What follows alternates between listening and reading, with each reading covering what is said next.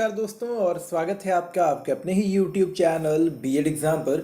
दोस्तों आज के वीडियो खास है और हमारे सारे साथियों के लिए जो कि बीएड सेकंड सेमेस्टर में पहुंच चुके हैं, तो उन सभी को बधाई हो। साथ ही साथ मैं ये भी बताना चाहूँगा कि बीएड सेकंड सेमेस्टर अपने आप में एक बहुत ही खास सेमेस्टर होता है, क्योंकि वीर बहादुर सिंह पूर्वांचल यूनिवर्सिटी का अगर पाठ्यक्रम आप देखेंगे तो सेकेंड सेमेस्टर में आपको 2 पेडागॉजी के सब्जेक्ट्स मिलते हैं, यानी कि सब्जेक्ट स्पेसिफिक सब्जेक्ट मिलते हैं, जिनको कि अगर आप जिस भी सब्जेक्ट के टीचर बनना चाहते हैं आप अप टू 8 क्लास तक उसमें आपको ये डिसाइड करने में मदद करता है कि आप कौन से सब्जेक्ट लेकर अपनी स्पेशलाइजेशन को थोड़ा बढ़ाएंगे। मतलब बिल्कुल भी घबराइए नहीं, अभी हम लोग यहाँ डिस्कस करने वाले हैं कि आखिर क्या हम लोग यहाँ पे पढ़ने वाले हैं। तो खैर फिलहाल देखिए, जैसा कि आप अभी थंबनेल से देख रहे हैं और सामने आपको दिख ही रहा है, हम यहाँ पर डिस्कस करेंगे बीएड सेकेंड सेमेस्टर के सिलेबस को, वो भी इन डिटेल समझने की कोशिश करेंगे कि जो बच्चे साइंस से हैं, जिन्होंने ग्रेजुएशन किया है साइंस से, जिन्होंने आर्ट्स में ग्रेजुएशन किया है, या फिर जो साइंस के आर्ट्स के अलावा कॉमर्स स्ट्रीम से हैं, उनके लिए ऑप्शनल सब्जेक्ट का कॉम्बिनेशन क्या हो सकता है। सो अभी वीडियो में बने रहें, आखिर तक बने। यहाँ पर हम ये भी बात करेंगे वीडियो के अंदर कि कौन से सब्जेक्ट जो है आपके लिए उपयुक्त हो सकते हैं, वो सारे संभावित और प्रोबेबल कॉम्बिनेशन के बारे में बात करेंगे, जो कि आपको मदद करते हैं आपके एक टीचर के रूप में काम करने में। और जो भी डाउट होगा हम कोशिश करेंगे यहाँ पर वो सारी चीज़ें क्लियर भी करेंगे, सिलेबस को भी समझेंगे, और सिलेबस के साथ साथ जो है हम लोग यहाँ पर जो भी प्रोबेबल आपके दिमाग में क्वेश्चन होता है, जो मुझे समझ में आता है, मैं वो सारी चीज़ें भी आपके साथ डिस्कस करूंगा। तो चलिए वीडियो को स्टार्ट कर लेते हैं और डिटेल में समझने का प्रयास करते हैं कि आखिर सिलेबस क्या है, क्या हमें पढ़ना है, किताबें क्या हो सकती हैं, या किस तरह से हम लोग को अपनी तैयारी करनी चाहिए, वो सारी चीज़ें देखेंगे। उसके अलावा ये भी देखने का प्रयास करेंगे कि ये हमारी जो तैयारी होती है आपके बीएड सेकंड सेमेस्टर की, वो हमारी जो प्रवेश परीक्षाएं होती हैं, जैसे कि सी टेट, यूपी टेट जैसे एंट्रेंस एग्ज़ाम्स, माफ़ करिएगा ये एंट्रेंस एग्ज़ाम नहीं है, ये हमारा जो है टीचर एलिजिबिलिटी एग्ज़ाम्स जो हैं, इसको पास करने में कहाँ तक मदद कर सकते हैं। तो चलिए स्टार्ट कर लेते हैं वीडियो को और देखते हैं हम लोग detailed syllabus for second year of Veer Bahadur Singh Purvanchal university. So दोस्तों आ गया हूँ मैं आपके सामने आपका सिलेबस लेके, जो कि वीर बहादुर सिंह पूर्वांचल यूनिवर्सिटी जौनपुर के द्वारा आप तक पहुंचाया गया। तो ये 2 साल के कोर्स का पाठ्यक्रम है, ये पुराना सिलेबस है, बट आपका अभी भी उतना ही रिलेवेंट है जितना कि 2015-17 के बैच के लिए था। तो स्टार्ट कर लेते हैं। Are you ready? बिल्कुल रेडी ही होंगे, क्योंकि आप लोग तो काफ़ी एक्साइटेड रहते हैं जैसे नेक्स्ट क्लासेस में आप लोग प्रमोट होते हैं। और प्रमोट शब्द का इस्तेमाल अभी मैं नहीं करना चाहूँगा, क्योंकि आपको भी थोड़ा बुरा लगेगा। तो चलिए स्टार्ट करते हैं। यहाँ पे हम लोग पहुँचते हैं और सिलेबस को देखते हैं। सबसे पहले हम लोग समझने का प्रयास करेंगे, देखिए जो कंटेंट हमारा एक यहाँ पे दिया हुआ टेबल ऑफ कंटेंट से समझने का प्रयास करेंगे। यहाँ पर लेते हैं हम लोग सेकेंड सेमेस्टर। अब जब सेकेंड सेमेस्टर की बात कर रहे हैं तो पहले मैं आपको स्ट्रक्चर समझाता हूँ।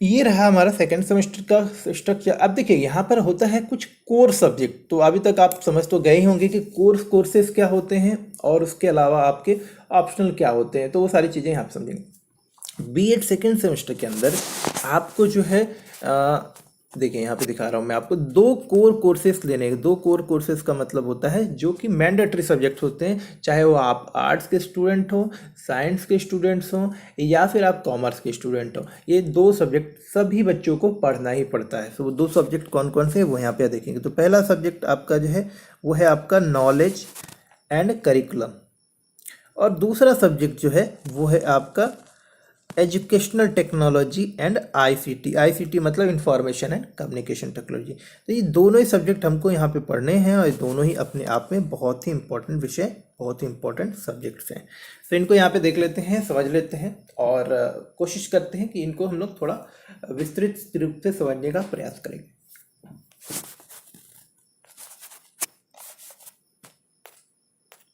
अब इसके अलावा हमने यहाँ देख लिया कि 2 आपके जो है मेन यानी कि कोर सब्जेक्ट हो गए, ये तो आपको समझ में आ ही गया होगा। अब ये जो 2 कोर सब्जेक्ट हैं, इसके अलावा भी हमको जो है अब 2 सब्जेक्ट्स और लेने पड़ते हैं, यानी जिसे हम बोलते हैं पेडागॉजी। पेडागॉजी का मतलब होता है जो आपको आपके विषय संबंधित चीज़ के बारे में, विषय संबंधित जो भी फील्ड में आप टीचिंग करना चाह रहे होंगे, जिस भी स्पेसिफिक सब्जेक्ट में आप टीचिंग करना चाह रहे होंगे, यहाँ से आपको ऑप्शन मिलता है कोई 2 सब्जेक्ट आप चूज कर सकते हैं, 2 सब्जेक्ट का आप यहाँ पे चुनाव कर सकते हैं। मतलब कि अगर मान के चलिए अगर आप एक साइंस के स्टूडेंट हैं, मैं पहले साइंस वालों के लिए बता देता हूँ जो प्रोबेबल संभावनाएं हो सकती हैं सब्जेक्ट चुनने की। अगर आप साइंस स्ट्रीम से हैं तो आपको कोर कोर्स जो है आपका ना, यहाँ से एक ऑप्शनल सब्जेक्ट यहाँ से एक लेना पड़ेगा और यहाँ से, तो ये मतलब 2 ऑप्शनल सब्जेक्ट आप सभी बच्चों को यहाँ से लेना पड़ेगा, 2 मेन सब्जेक्ट, उसके बाद 2 ऑप्शनल पेडागॉजी के सब्जेक्ट्स आपको लेने पड़ते हैं बीएड सेकेंड सेमेस्टर में। तो पेडागॉजी 1 में अगर कोई साइंस का स्टूडेंट है तो पहले मैं उसको बता देता हूँ। अब देखिए साइंस के स्टूडेंट हैं तो यहाँ पे पढ़ेंगे आप फिजिकल साइंस, आपके लिए एक नेचुरल ऑप्शन होता है, एक सिंपल सा ऑप्शन होता है, आप इसको साइंस का जो स्टूडेंट है वो फिजिकल साइंस लेगा। अब आप पूछेंगे क्यों, तो कारण ये है फिजिकल साइंस के अंदर जो है साइंस को पढ़ाने का जो तरीका, पेडागॉजी के अंदर आपको सब्जेक्ट नहीं पढ़ना, मतलब फिजिकल साइंस का मतलब ये नहीं कि आप सीधे यहाँ पे जो साइंस में आपने सब्जेक्ट पढ़े थे वो पढ़ेंगे। यहाँ पर साइंस के सब्जेक्ट को पढ़ाना कैसे है, पेडागॉजी का मतलब होता है कि आपको समझना है कि मनोविज्ञान क्या है, किस तरह से एक शिक्षक का मनोविज्ञान होना चाहिए। तो चाहे आप पेडागॉजी 1 लें चाहे पेडागॉजी 2 लें, यहाँ पर आपको उस विषय को पढ़ाने के लिए जो तैयारी करनी होती है, एक शिक्षक के रूप में जो आपकी मानसिकता को विकसित करना होता है, जो आपकी अंदर क्षमताओं का विकास करना होता है, उन सारी चीज़ों के बारे में बात करते हैं। तो पेडागॉजी में आप समझ लीजिए कि आप यहाँ पर उनके बारे में बात कर रहे हैं, उन तरीकों के बारे में बात करें। यहाँ पे बिल्कुल भी स्पेसिफिक सब्जेक्ट जैसा नहीं है। आप सिलेबस भी आपको दिखा दूंगा, आप सिलेबस भी देखेंगे तो खुद ही समझ जाएंगे कि यहाँ पर फिजिकल साइंस बोलने का मतलब ये नहीं कि आप फिजिक्स केमिस्ट्री और मैथमेटिक्स के अलावा यहाँ पे बहुत सारे सब्जेक्ट जो साइंस के वो पढ़ने वाले हैं, बिल्कुल नहीं। साइंस के सब्जेक्ट को बच्चे को कैसे पढ़ाना है, बच्चों को किस तरह से समझाना है, किस तरह से उनका इंटरेस्ट क्रिएट करना है साइंस के सब्जेक्ट में, वो यहाँ पर हम लोग पढ़ेंगे। तो पहला ऑप्शन जो आपके लिए ऑब्वियस ऑप्शन बनता है, जो भी हमारे साइंस के स्टूडेंट होते हैं उनके लिए, क्योंकि वो जो है आपका प्राइमरी लेवल से लेकर आपका क्लास 8 तक में जो है बच्चों को साइंस पढ़ाना चाहते हैं आप, तो आपके लिए ऑप्शन बनता है फिजिकल साइंस। यानी आप सीखेंगे कि साइंस के विषय को बच्चों को कैसे उससे परिचय कराया जाए, कैसे उनको इंटरेस्ट जगाया जाए, कैसे बच्चे जो हैं साइंस के विषय को और बेहतर तरीके से पढ़ें ताकि वो अच्छा रिसर्च कर पाएँ, अच्छा डेवलपमेंट करें देश के लिए, जो साइंटिस्ट के रूप में, डिस्कवरी के रूप में, डिस्कवरर के रूप में, जो वैज्ञानिक, खगोल वैज्ञानिक जैसे भी हो, मतलब साइंस के क्षेत्र में वो अच्छा कर सकें। सो फिजिकल साइंस के अंदर मतलब साइंस विषय के महत्व के बारे में समझेंगे। अभी डिटेल में सिलेबस भी देख लेते हैं। उसके अलावा वैसे आप ले सकते हैं होम साइंस, लेकिन क्योंकि आप साइंस का टीचर बनना चाहते हैं, साइंस से आपका ग्रेजुएशन वगैरह हुआ, तो आपके लिए होम साइंस ऑप्शनल अच्छा नहीं होगा।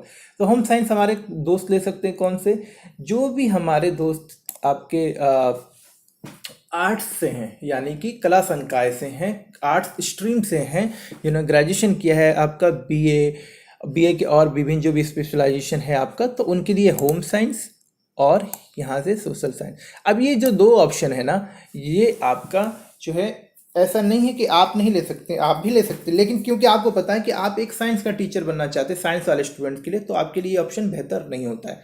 सो ये 2 ऑप्शन किन के लिए अच्छे हैं, होम साइंस और सोशल साइंस। अब यहाँ पर ये दोनों सब्जेक्ट में से आप कोई एक सब्जेक्ट ले सकते हैं, जो भी मेरे आर्ट्स के भाई हैं। अब बात आती है पेडागॉजी 1 में कॉमर्स वाले स्टूडेंट्स के लिए कि भाई आप क्या सब्जेक्ट ले सकते हैं। तो दोस्तों आप ये देखिए कि यहाँ पर कोई स्पेसिफिक, क्योंकि कॉमर्स जो है इंट्रोड्यूस ही किया जाता है आपका क्लास 10th के बाद से, आपने देखा होगा 11 12 से आप पढ़ना शुरू करते हैं। सो आपके लिए यहाँ पर फिलहाल स्कोप नहीं होता कोई स्पेसिफिक कॉमर्स जैसा सब्जेक्ट का। तो मतलब कि आपको क्लास 8 तक इसी तीनों में से कोई एक जनरल सब्जेक्ट पढ़ाना होता है। आपने देखा होगा कि जो टीचर आपके कॉमर्स की क्लासेस लेते हैं वो आपके स्कूल में क्लास 8 तक या तो नहीं पढ़ाते, और अगर आप पढ़ाते भी हैं तो फिर आपके या वही मैथ्स, फिजिक्स, केमिस्ट्री जो कि क्लास 8 तक पढ़ाई जा सकती हैं वो विषय ही पढ़ाते, वो कॉमर्स नहीं पढ़ाते। सो जो सब्जेक्ट्स आपके क्लास 8 तक पढ़ाए जा सकते आप उन्हीं में से किसी एक का चुनाव कर सकते हैं। सो यहाँ पर एज ए कॉमर्स स्टूडेंट भी आप जो है इन तीनों में से कोई एक सब्जेक्ट चुन सकते हैं जो कि आपको पढ़ाना रहता है। सो कॉमर्स स्पेसिफिक कुछ नहीं है, यहाँ पर आप सिलेबस देख सकते हैं। मैं अपनी तरफ से बिल्कुल कुछ नहीं बता रहा हूँ आपको, जो हमारा सिलेबस पाठ्यक्रम बना है। लेकिन कारण आप समझ गए होंगे क्योंकि स्पेसिफिकली क्लास 8 तक जो है आपका कोई स्पेसिफिक कॉमर्स सब्जेक्ट नहीं होता, इसलिए आपको स्पेशलाइजेशन में यहाँ पे कॉमर्स नहीं मिल रही है। हाँ, आप जब हायर क्लासेस में जाएंगे, एमएड वगैरह करेंगे, वहाँ पे आपको स्पेशलाइजेशन जरूर मिलेगा। सो वहाँ पर आपको ऑप्शन मिलेगा पढ़ाने का। चलिए अब देखते हैं यहाँ पर फिजिकल साइंस, होम साइंस और सोशल साइंस। तो आपको कॉमर्स के स्टूडेंट होंगे तो भी आपके पास ये तीनों में से कोई एक ऑप्शन ले सकते हैं, क्योंकि एज ए कॉमर्स स्टूडेंट भी आप जो है क्लास 8 तक कोई भी सब्जेक्ट पढ़ा सकते हैं, और यहाँ पर आर्ट्स के स्टूडेंट भी कोई भी सब्जेक्ट पढ़ा सकते हैं। लेकिन ऑप्शन अगर आप ग्रेजुएशन के हिसाब से कंबाइन करेंगे तो ही आपको अच्छा फ़ायदा होगा, क्योंकि फिर आपको आगे चल के अगर उस विषय में आपको टीचर बनना है तो आपको सब्जेक्ट भी वही होना चाहिए। तो मेन इंपॉर्टेंट बात ध्यान रखिए, साइंस के स्टूडेंट पेडागोजी 1 से फिजिकल साइंस लेंगे। उसके अलावा कॉमर्स और आर्ट्स के जो स्टूडेंट हैं, आप इनमें से कोई भी एक सब्जेक्ट ले सकते हैं, यानी कि home science and social science में से कोई भी एक सब्जेक्ट आप लेंगे। तो पेडागोजी से एक सब्जेक्ट लेना होता है, वो आप यहाँ से लेंगे। अब आगे बढ़ते हैं, पेडागोजी टू यानी कि अब आपको समझना है मनोविज्ञान के बारे में, दूसरे मनोविज्ञान के बारे में समझना। अब यहाँ से भी साइंस स्टूडेंट के बारे में पहले बता देता हूँ। साइंस के जो स्टूडेंट हैं वो लैंग्वेज यानी कि मैथमेटिक लैंग्वेजेस, अब देखिए यहाँ पे बात करेंगे। जैसा कि मैंने आपको बताया, पेडागोजी के अंदर आप ये नहीं पढ़ते, आप यहाँ पे मैथ्स के फॉर्मूले, मैथ्स के न्यूमेरिकल नहीं सॉल्व करने वाले, मैथ्स के आप जो है विभिन्न प्रकार के लॉजिक नहीं पढ़ने वाले, इक्वेशन नहीं पढ़ने वाले। मैथ्स को कैसे बच्चों को इंट्रोड्यूस करना है, किस तरह से आप पढ़ाएं कि बच्चों में इंटरेस्ट रहे, बच्चा जो है मैथमेटिक्स पढ़ने के प्रति आकर्षित हो, बच्चे के अंदर मोटिवेशन हो कि भाई मैथमेटिक्स पढ़ना है। मैथमेटिक्स को जीवन के साथ किस तरह से जोड़ें कि जो आप क्लासरूम में पढ़ा रहे हैं वो बच्चा अपने जीवन में भी उपयोग कर पा रहा है। ये सारी चीज़ें हम पेडागोजी 2 में पढ़ेंगे। तो यहाँ से अगर आप साइंस के स्टूडेंट हैं तो आपका नेचुरल ऑप्शन बनता है मैथमेटिक्स लैंग्वेज, यानी कि मैथमेटिक्स लैंग्वेज को आप यहाँ पे सेलेक्ट करेंगे। अब आते हैं हम लोग आपके दूसरे सब्जेक्ट्स के ऊपर, यानी कि अगर आप आर्ट्स से हैं या फिर जैसा मैंने आपको बताया कि कोई स्पेसिफिक सब्जेक्ट नहीं होता है आपके। हाँ, एक माफ़ करिए, एक चीज़ मैं बताना यहाँ पे भूल गया। साइंस के स्टूडेंट मैथमेटिक्स ले सकते हैं जिन्होंने मैथ्स के साथ ग्रेजुएशन किया है, और जो भाई बहन मेरे ग्रेजुएशन में आपके जो है बायोलॉजी से है, यानी कि जूलॉजी बॉटनी से होंगे, वो आपके बायोलॉजिकल साइंस भी ऑप्ट कर सकते हैं। तो साइंस के स्टूडेंट्स जो है 2 ऑप्शन इनके पास बनता है, या तो मैथमेटिक लैंग्वेज पढ़ लें या फिर बायोलॉजिकल साइंस पढ़ लें। तो दोनों में से दूसरे कोई एक एज ए पेडागोजी 2 ऑप्ट कर सकते हैं। सो आपने समझ लिया कि साइंस स्टूडेंट क्या कर सकते हैं। पेडागोजी 1 से आपका फिजिकल साइंस लेंगे अगर आप मैथ्स के स्टूडेंट हैं साइंस स्ट्रीम से, तो और दूसरा मैथमेटिक्स, या फिर आप जो है अगर बायोलॉजी के हैं तो फिजिकल साइंस तो आप लेंगे ही लेंगे, आप यहाँ से पेडागोजी 2 से बायोलॉजिकल साइंस ले लेते हैं। इसके अलावा बाकी जो भी ऑप्शन बचे हैं, जैसे कि हमारे बीए वाले स्टूडेंट हैं जिन्होंने कि कला संकाय से अपना ग्रेजुएशन किया है, उन सारे साथियों के लिए बहुत सारे ऑप्शन हैं, और ये बड़ी अच्छी बात है।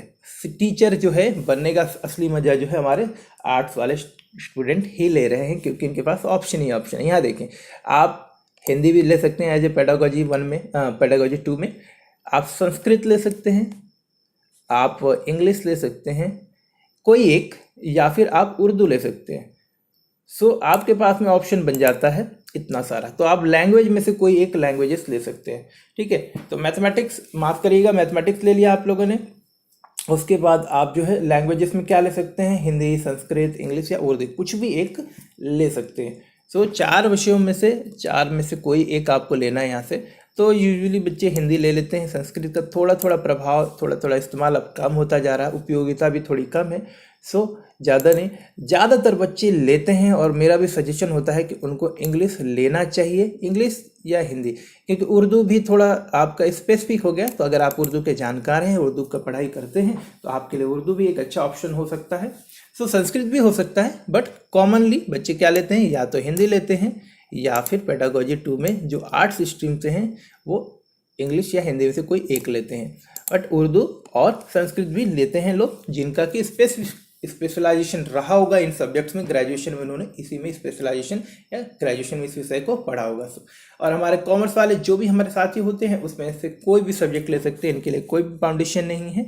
तो आप यहाँ से चाहे तो लैंग्वेजेस ले सकते हैं, मैथमेटिक्स ले सकते हैं, बट मेरा सजेशन वापस से अब होगा, पेडागोजी 2 में आपके पास एक ऑप्शन होता है अपने आप को अपने फील्ड में इस्टेब्लिश करने का, तो आप जो है यहाँ पे मैथमेटिक्स ले सकते हैं पेडागोजी 2 में। तो आपके पास एक ऑप्शन बनता है अपने आप को थोड़ा सा रिवाइज करने का, अपने आप को प्रूफ करने का कि हाँ मैं मैथमेटिक्स का टीचर बन सकता हूँ जो कि आगे चल के कॉमर्स पढ़ा सकता है हायर क्लासेस में। तो आप पेडागोजी 2 में ज़रूर से ज़रूर मैथमेटिक्स को लें, और पेडागोजी 2 में हाँ, लैंग्वेज ऊपर जो आपका पेडागोजी 1 है, यहाँ से आपको जो भी एक ऑप्शनल सब्जेक्ट समझ में है आप उसको यहाँ पे ऑप्ट कर सकते हैं। तो आप यहाँ पे समझ गए होंगे कि आपको दो चीज़ें यहाँ पे लेनी है, पेडागोजी 1 और पेडागोजी 2 क्या करना है, आपको किस तरह से ऑप्ट करना है। सो मेन अभी आपको एक बार और ब्रीफ कर देता हूँ कि टोटल आपको यहाँ पे बीएड सेकेंड सेमेस्टर में आपको कुल मिलाकर 4 सब्जेक्ट लेने हैं, 4 सब्जेक्ट का एग्ज़ाम देना है, जिसमें से कि 2 सब्जेक्ट आपके मैंडेटरी होता है जो कि है नॉलेज अक्रॉस द करिकुलम और एजुकेशनल टेक्नोलॉजी एंड आईसीटी का। उसके अलावा आपको 2 जो पेडागोजी के सब्जेक्ट लेने हैं वो होता है कोर्स 3 2203 और कोर कोर्स 2204। इन दोनों में से कोई एक आपको ऑप्ट करना होता है। तो यानी कुल मिलाकर 4 सब्जेक्ट्स हैं आपके बीएड फोर्थ सेमेस्टर में। 4 सब्जेक्ट्स में से 2 मैंडेटरी और 2 ऑप्शनल होते हैं, लेकिन लेने ऑप्शनल में से कोई ना कोई होते ही, यानी कुल मिला के 4 पेपर आप देंगे।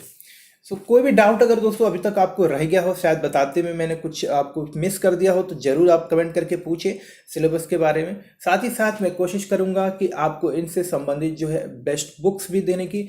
बट इस बार मैं आपको अश्योर करता हूं दोस्तों कि आप भी मेहनत करते रहिए। इस बार आपको कोई भी बुक्स या किसी भी चीज़ के पीछे पढ़ने की ज़रूरत नहीं है। इस बार मैं वेल प्रिपेयर रहूँगा और आपको भी वेल प्रिपेयर कर दूंगा आपके एग्ज़ाम से पहले। ये मैं पूरी कोशिश करने वाला हूँ कि आपको पीडीएफ फॉर्मेट में सब्जेक्ट वाइज, टॉपिक वाइज और साथ ही साथ जैसा कि हम प्रीवियस ईयर क्वेश्चन सॉल्व करते हैं वो भी मैं आपको पीडीएफ फॉर्मेट में उपलब्ध कराने की कोशिश तो करूंगा ही। बट बुक्स की भी लिस्ट मैं आपको दूंगा और मैं सजेस्ट करूंगा कि आप लोग ई बुक्स का भी इस्तेमाल करें। पीडीएफ फॉर्मेट में बहुत सारी चीज़ें उपलब्ध हैं और साथ ही साथ हम लोग जो डिस्कशन करते हैं लाइव वो आप करेंगे, जिससे कि आपके टॉपिक्स की जो समझ है वो और ज़्यादा क्लियर होगी। तो चलिए थोड़ा और आगे बढ़ते हैं, अब इसको थोड़ा और समझते हैं। अब इसके बाद जो आप लोग का प्रैक्टिकल वगैरह होता है, देखिए वो सारी भी चीज़ें समझ लिया, EPC intelligent use of ICT, और दूसरा है डेवलपिंग असेसमेंट टूल्स, और तीसरा है developing instructional design including lesson plan and unit plans. अब समझिएगा ये जब आपको प्रैक्टिकल होगा ना, वो भी मैं आपको समझा रहा हूँ, ये थोड़ा इंपॉर्टेंट हो जाता है समझना इस बार, क्योंकि आपके प्रैक्टिकल भी होते हैं और इस बार आपको टीचिंग करना होगा। जब आपका प्रैक्टिकल एग्ज़ाम होगा तो फाइल तो जैसा कि आप बनाते हैं वो बनाएंगे ही, बट इस बार आपको टीचिंग करने के लिए कहा जाएगा।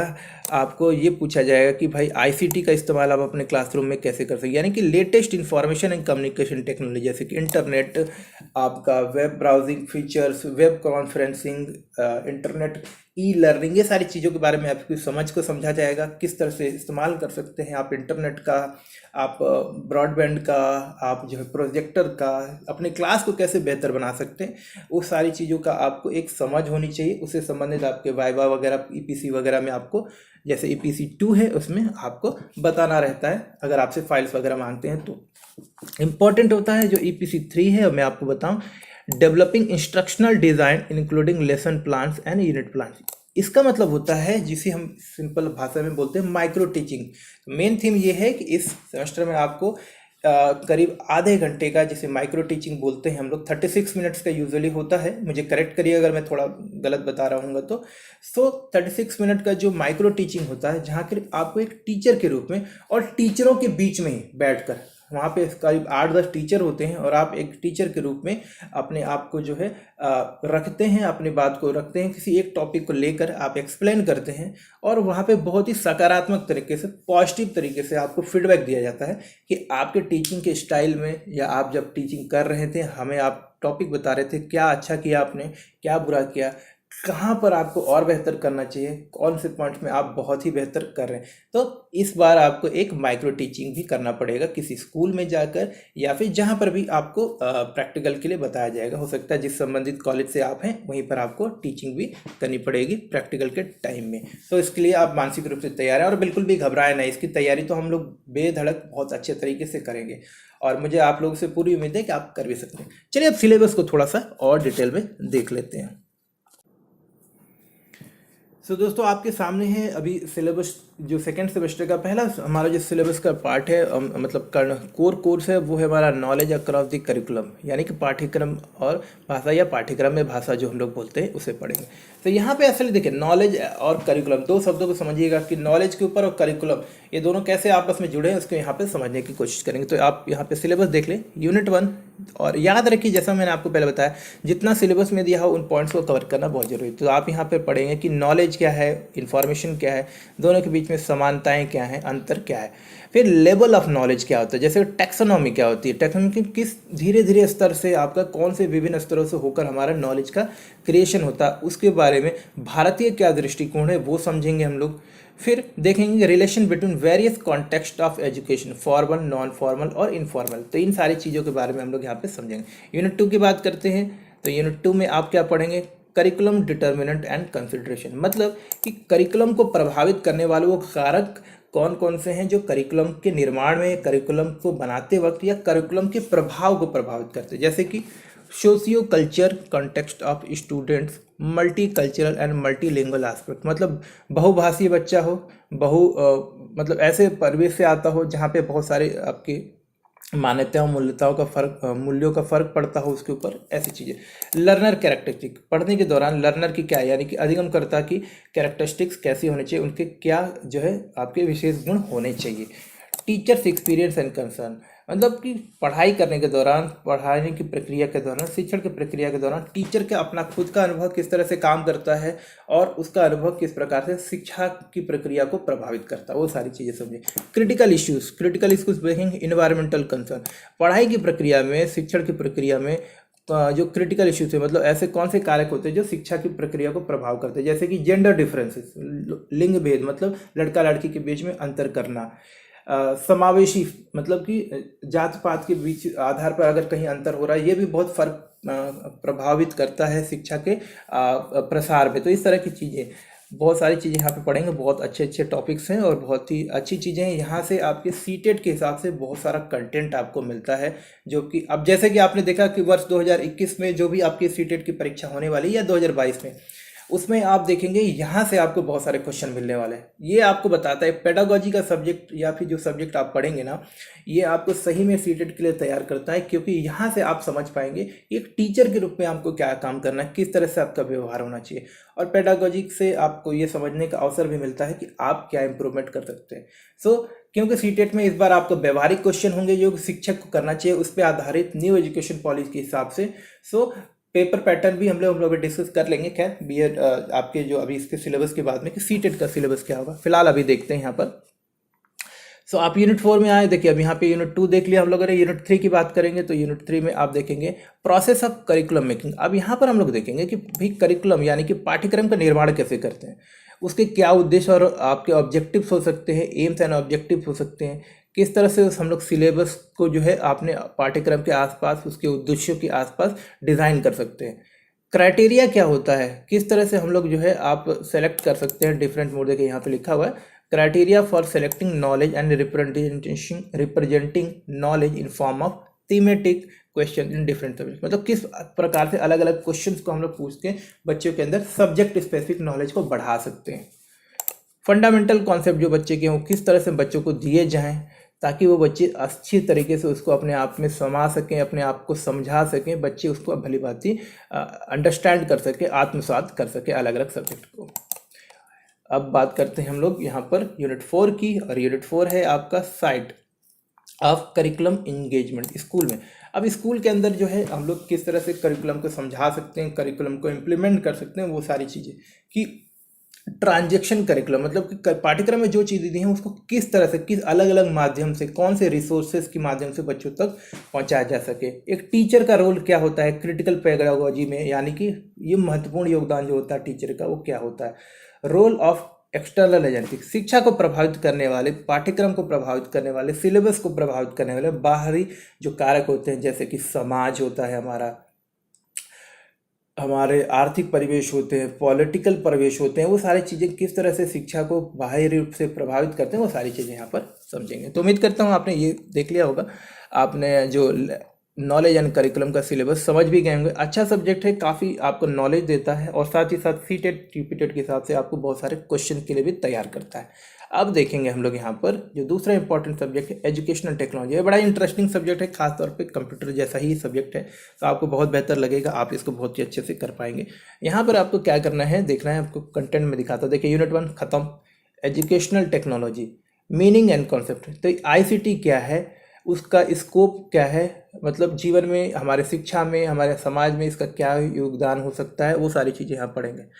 अब यहाँ पे पढ़ेंगे कि आईसीटी के मदद से, देखिए इंपॉर्टेंट क्या है मैंने आपको बताया, क्योंकि यहाँ पे आपको ना सेकंड सेमेस्टर आपको टीचर बनने के लिए आपको तैयार करता है। एक तरह से सही टीचर की ट्रेनिंग यहाँ से स्टार्ट होती है। आपको यहाँ पे प्रैक्टिकल चीज़ें होती हैं। अगर आपके स्कूल में, कॉलेज में अगर आपको अवसर मिल रहा है तो इस सेमेस्टर में आप पूरा मन लगाकर सीखें। देखिए अब ये बताएगा कि ट्रेनिंग स्ट्रैटेजीज क्या हो सकती है। अब आपको आईसीटी का इस्तेमाल करना है तो कैसे आईसीटी को इस्तेमाल है। आईसीटी का मतलब होता है इंटरनेट और जो कम्युनिकेशन टेक्नोलॉजी होती है, मतलब जैसे इंटरनेट का कैसे क्लासरूम में इस्तेमाल करें, कैसे पीसी की मदद से बच्चों को पढ़ना सिखाएं, कैसे पीसी का सही इस्तेमाल करके ज़्यादा से ज़्यादा पढ़ाई में अपनी मदद हो सके, वो सारी चीज़ें सीखना है।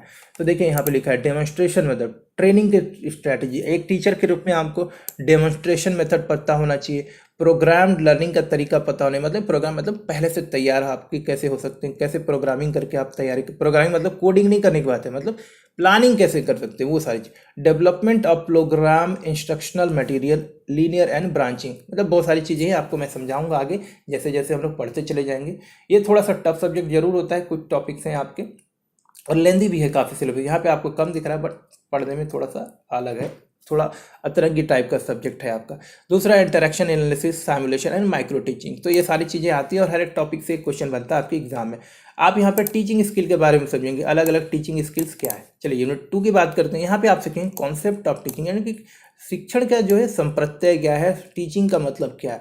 यहाँ पे आप देखेंगे कि डेफिनेशन और कैरेक्टरिस्टिक, यानी कि परिभाषा देखेंगे और उसके विशेष गुणों के बारे में परिचित होंगे कि शिक्षण की जो प्रक्रिया वो क्या है, शिक्षण के विभिन्न स्तर क्या, लेवल्स ऑफ टीचिंग क्या, और विभिन्न आपके चरण कौन से होते हैं, स्टेजेस कौन कौन से होते हैं शिक्षण की प्रक्रिया के दौरान। उसके बाद हम देखेंगे टीचिंग लर्निंग मटेरियल, यहाँ पे देख लेंगे, यहाँ पे teaching learning materials, cone of experience, ये बड़ा ही इंपॉर्टेंट है आपका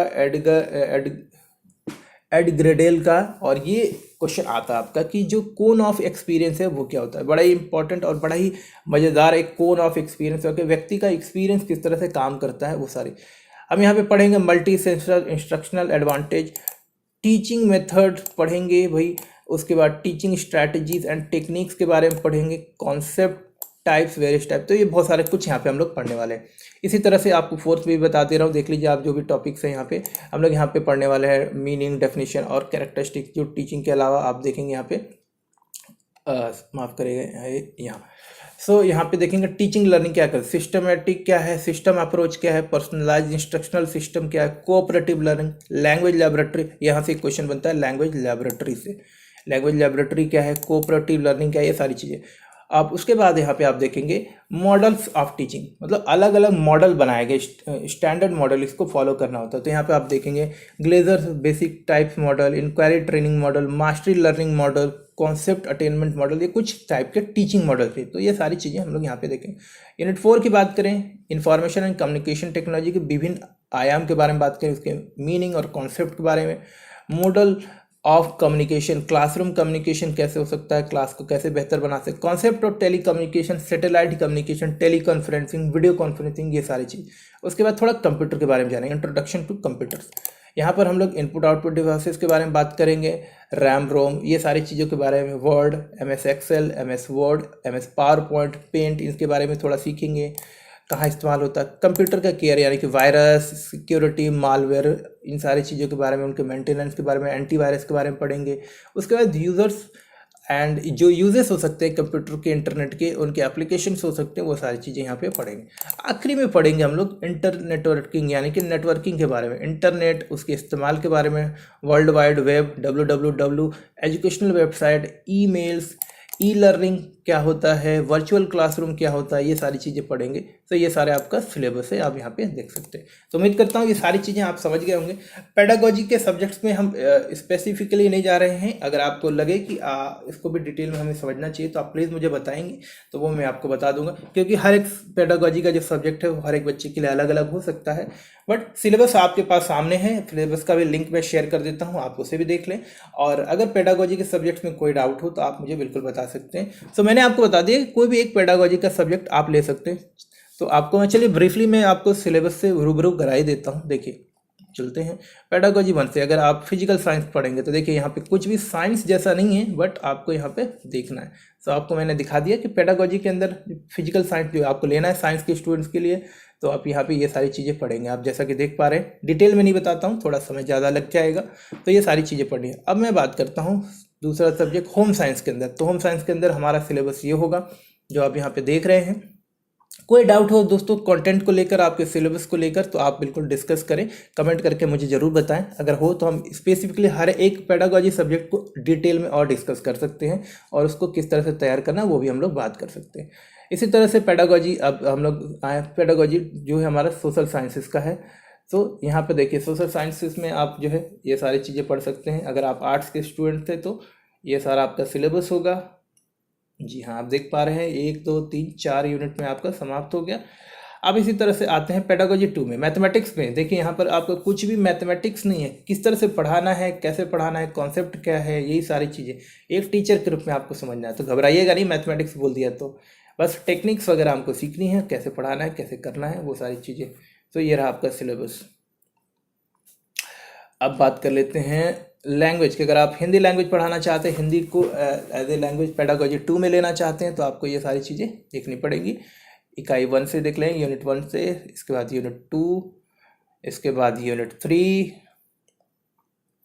और ये सारी चीज़ें आपको यूनिट 4 में देखनी पड़ेंगी। चलिए अगले सब्जेक्ट को चलते हैं। अब अगर आप जो है यहाँ पे संस्कृत पढ़ते हैं तो देखिए संस्कृत में आपको क्या पढ़ना है, यहाँ पे सारा यूनिट दिख रहा है आपको, ये आपको पढ़ना है। अब देख लेते हैं उर्दू के लिए भी, ये उर्दू लैंग्वेज को भी देख लेते हैं। देखिए जो भी लोग पढ़ रहे होंगे उर्दू लैंग्वेज में भी, उर्दू लैंग्वेज को किस तरह से पढ़ाना है वो आपको बताना, नहीं कि आपको जो है उर्दू पढ़ना है। तो ये चीज़ें आप समझ लीजिए। पेडागोजी में मतलब टीचर को कैसे काम करना उस विषय के प्रति, विषय को समझाने में, वो सारी चीज़ें यहाँ पे सीखते हैं।